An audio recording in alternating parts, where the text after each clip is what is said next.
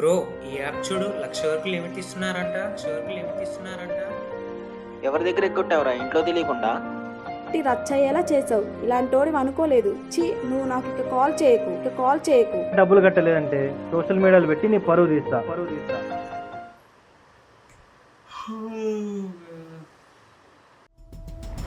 ఏయ్ సోము, సరే.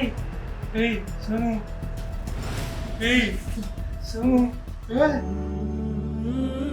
ఎందుకన్నా ఇంత పని చేసావు? కష్టపడైన అప్పు తీర్చుకునే వాళ్ళం కదా. పరువు పోయాక ప్రాణం ఎందుకురా? అసలు అవసరానికి మించిన అప్పు ప్రాణాన్ని మీదకి తెచ్చి పెడుతుంది. ఎప్పుడూ ఒకరి బలహీనత సొప్పుగా మార్చుకోకూడదు. ఆ బలహీనతే నా ప్రాణం ఖరీదు. అప్పు అవసరానికి అనుకుంటాం, కానీ అది నా అలా చనిపోయేలా చేస్తాను.